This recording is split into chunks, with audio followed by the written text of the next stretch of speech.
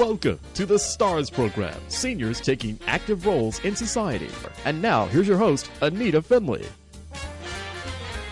This is another author. We have a lot of authors. Some are very different, and some are entertainers, some are health practitioners. But this wonderful lady, Lisa Mazzeo, right? Did I do that right? Mazzeo? You did. Okay. Right. She wrote a book, and it's a terrific title. It really caught my eye. It's called Who Can Catch the Moon? ? And it's really full of heartfelt, humorous, and compelling stories of resiliency in society's most vulnerable children. And I have to tell you that it's all about adoption, fostering children, and the parents, and what you ought to know about. Even if you've never considered it, you ought to understand what these children are like and what it takes for someone to work with them. And so just to tell you ahead of time that Lisa is a social worker and she has specialized in this field. So let me start off by asking you, when you went to college, did you know that you were going to do anything like this? I had no idea. In fact, it took me 3 years into college to even hear of a profession called social work. And as soon as I heard it and I learned a little bit about it, I said, I could get paid for doing this. I've been doing this all my life.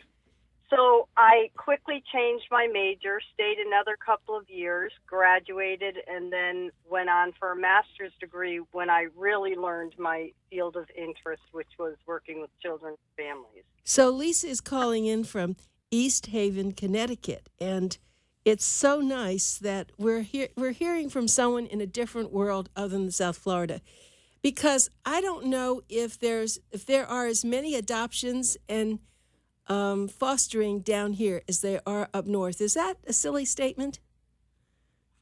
I don't know if it's a silly statement. I don't know the statistics, but I know that there's a national trend to take children out of foster care and either place them with relatives or in adoptive homes. So I'm assuming that, even in your neck of the woods, that's still the focus. So we said something interesting. I do know about a lot of children being reared by their grandparents. Now, would that be called fostering? What would that be called? Well, that's called kinship care. And when children get removed by the respective child welfare organizations in the various states, they're first supposed to check for available relatives who might want to take the children in and raise them before you go right into a foster care non-relative placement. So hearing that, it is interesting to know that there are relatives, and I'll bet there are times when the relatives say, I can't do it, right? You'll have to get someone else. And that's hard on the child because at least maybe some of the children know their relatives already, and that wouldn't be so bad for them. Right, which is sort of the theory behind it. Keep the culture, the family traditions, relative, try to make it as easy for that child's transition as possible. But we have had situations where relatives want to take in a child because, one, they love them. Secondly, it's sort of the right thing to do in their minds. But we find out in raising children who have been in the system or have been abused or neglected in some way, their lives have not been easy, and it's really impacted their development. So where the common person might say, I'll just take this child in and I'll love them and everything will be fine, the love helps and the consistency helps, but some of these children have some real skewed opinions of what relationships are. Mm-hmm. So it's difficult to just say, Grandma loves you, and you expect the child to say, well, I love you too, when the child might have heard, I love you from a lot of different people who aren't there today. Or love has meant something very different to them, maybe even sexually, there's a relationship to that word. So it's very, it's a slippery slope. Sounds like it. Tell us, though, how this all works. How, and you were saying that a child is found being either, I guess, abused or with nobody, and then the state comes in and tries to find somebody, and that's where they go for foster parents, people who do take in children, sometimes 4 or 5 of them, and they get paid to do it, but they're certainly caring people, hopefully. Right. And, there's a big leap between Child Protective Services getting involved with the family and removal of children. There's plenty of steps in between that actually occurring, because in the field, it still is the belief that children will grow up better in families, and more specifically their own families. So there's plenty of services out there that help biological families provide what's needed for a child.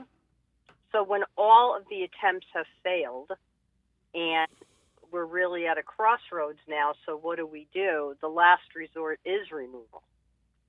And if we can't find a family member who's going to take the child, then we have to go into our pool of licensed foster parents. And they go through significant and rigorous training to become licensed foster parents. So I just put a tiny paragraph in here because I have not adopted or fostered a child, but I do that with dogs. And I have great feeling about that. And there are a lot of people who foster dogs, and I said, no, I'm not fostering because I don't want anyone to take it, and I am now. I have adopted a dog about 2 months ago, and so there's a great feeling about it, and they become, at least for me, mine. I mean, I believe that it was destined for me to have this wonderful dog. So do you think when people find a child who appears to be something they're interested in, that's what happens? They bond and they do become a permanent parent? Again, the trend in this field has really shifted from when I started to now.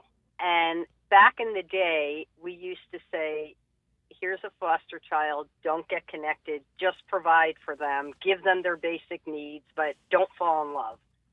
And now we have moved like the pendulum all the way to the other side, where we're doing what's called concurrent planning. And as soon as a child is placed in your home, practically on day one, we're saying, so if the child's free for adoption, would you adopt them? And it's sort of, if you think about it, it's like one of those arranged marriages. I mean, how do I know if I would adopt them? I haven't even fell in love with them yet. So, I mean, we've really moved to the other end because we're trying to be as least restrictive for the child. I mean, we do it in good faith, but it's a hard question to ask somebody. You don't know if it's going to click. And if it clicks, that's great. But if it doesn't click, people can't be punished because it didn't click. Correct. And in your book, you were so good about sharing your feelings about the children. Some of them are, of course, they've been through a lot, and some maybe are easy, but you talk a lot about troublesome children, and they can really bring on a lot of mischief and a lot of problems for that parent that's trying to be good to them. That's very true. I mean, and as I said before, love is probably the largest ingredient, but you have to have so much training because these are really special kids who need a special type of parenting. So if you were successful raising your own biological children, you probably figure you're going to employ those same tactics when you're raising a foster child. But you had your biological child from day one, and you know that kid inside and out. When a foster child comes, it's like, you're trying to get to know them, so your language might not be the language they understand. And in fact, it might scare the living daylights out of them because love means something really different to them. And then as a result, we get a lot of these behaviors because the kids are always, they're like trying to find themselves, find their parents, make sense of their lives. They're angry. So that's the difficulty. Somebody really has to be able to have that wherewithal to just keep saying, I'm here when you're ready. The author, it's Elisa Mazzeo. Mazzeo. Is it Mazzeo? It's Mazzeo. Mazzeo. Lisa Mazzeo. And she wrote a book. It's called Who Can Catch the Moon? Heartfelt, humorous, and compelling stories of resiliency in society's most vulnerable children. And I have so many questions for you. And as I said, it's a small book, but it's so powerful. I realize, though, we're talking about the parents, but let's get into the hearts and souls of those kids. What they must feel. They don't have somebody who they can really know that they're going to be there for them all the time. That must be terrible. Well, there's not a lot of research done on resiliency and what makes people resilient. But what we do know is it's usually a port in the storm that makes somebody resilient. And if people have the strength and the wherewithal and the stick-to-itness, that will eventually help the child get up and over. Because what we're all trying to do is help them to develop into healthy adults who are contributing members of society. But man, I can't tell you how hard that is, because you're sort of, you're going ahead 5 steps and back 7 and forward 2 and back 3. So it's this dance like all the way through childhood, and secretly you're just hoping, please, just keep them alive during this time. Wow. Because you want the experience to sink in.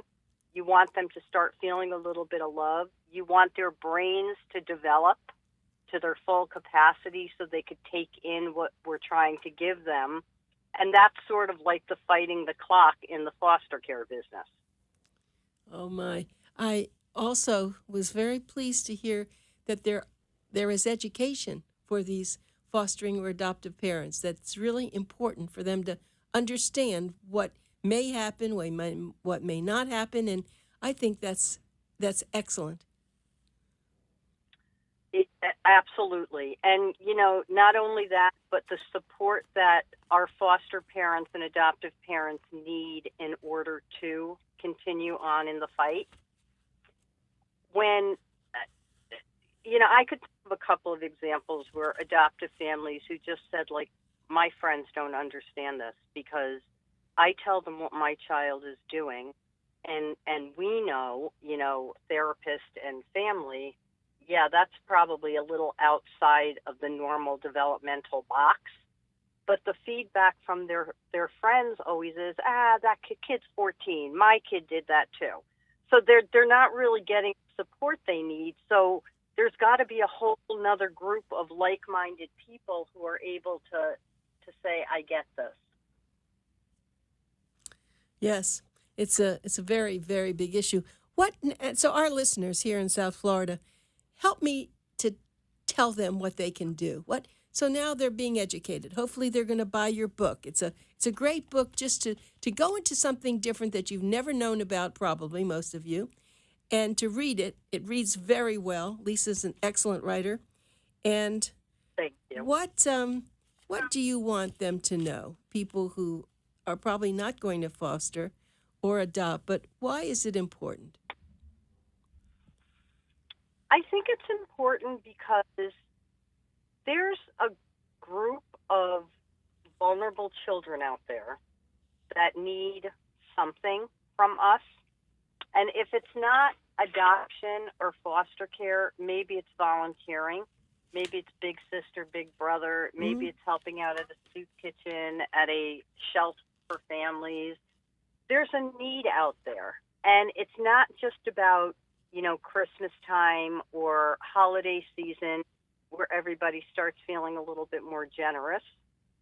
It's about giving time and of yourself. Yep. That's so true. And on the other hand, I think when people have been fostered and they maybe have been adopted and they carry things with them, isn't it possible that if you're interacting with these people, then maybe you need to know a little bit more about it and not say, well, they're just bad people or they're, miserable or they didn't do that. Maybe it will help them to understand why they're doing these things, what they're going through. Right. I think it would. And the other thing, it's, sort of a basic premise anyway, that if we never know what somebody else is going through. So the whole idea of let's just try to be a little kinder to the person in front of you in the grocery line who seems like they're a grouch today. Good point. It's just a basic premise because we never know what people are going through. And I think more specifically with kids who grow up and become young adults and adults, they start getting more empowered about what they want to share and not share in their lives, because I don't think they want to be identified as somebody who's broken. I think they want to be identified for who they are and not really be judged on the past, ills of their parents or their bio family. So they tell us in time what they want to know about themselves, I think. And so you're very active with this. I know in the book you talk about this. You spend a lot of good time with people, helping them, helping the kids. When we're talking about adopting or fostering, at what ages does that run? When does it end? Well, children by law are considered children till 18, but we know in our population, developmentally, an 18-year-old could really be acting like a 14-year-old. Mm. So they need a lot more assistance, and 18 isn't that magic number for us. But of course, you try to get them as young as you can, but more typically, it's probably in the adolescent years where the population is the greatest for needing adoption. So if someone wants to buy your book, of course, the book is coming out in the review that I did in our February issue. Please be sure to read it. And please buy this book. It's really good. In fact, I was thinking people who have children ought to read this book also, because it will give you another insight into what it is to rear children who are, not your children, and maybe you can even help your own children. But let's do this. Can they buy this on Amazon? They sure can. Okay, we're going to do that. So the name of the book again is Who Can Catch the Moon? It's a beautiful cover. And I am going to take a minute and ask you, and I did this before, why did you name this Who Can Catch the Moon? Well, I had the title for the book many, many, many years before I sat down to write it. And I was driving a child to yet another foster care placement, and he had several moves in his short little life. So I was having a tremendous amount of anxiety trying to explain to him why we were moving again. So I'm trying to develop the perfect thing to say in my head, and how am I going to explain it, and what am I going to do? So I finally spit it out, and I tell him I'm bringing him to another foster home, and I said, do you have any questions? And he said to me, yeah, who can catch the moon? He was looking out the window, and I thought, what? So that was his response to my big big dissertation. And when I thought about it, it took me a long time to think about it and make sense of that. And I came down to, this is the resilience. It's like just another day in the neighborhood for him.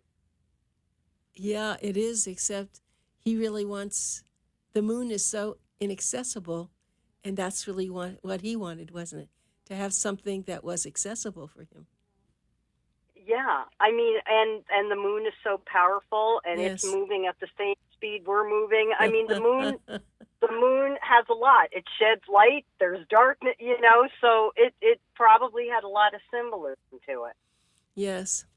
Well, you have really done a great job on this, and I'm very interested in. I know we're going to have another review probably in March, but I really read the book. See, it's a nice small paperback, just so people know.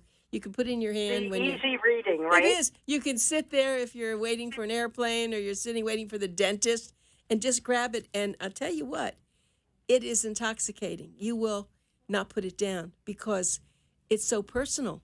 And you'll say, oh, I didn't know that. Oh, is that what happens? And now when someone tells you that they're adopting or their child has been, has been fostered, you'll say, wow, you're pretty special to do that, and give them some, some exuberance and say, that was really wonderful of you. Because maybe fostering doesn't go on that long. Maybe you're going to do it for a year. Right. That's right, because people need support. They're undertaking a big job when they agree to do that. And I wanted to ask you, I didn't know if I read this in the book, if someone's fostering, doesn't mean that they can adopt that child, because sometimes the parents are incarcerated or they're, in rehab. Is that correct? That's correct. The only time that you could adopt a child is when parental rights of the biological of that child has been terminated, and that sometimes takes a very long time, or sometimes biological parents will do that immediately without a fight.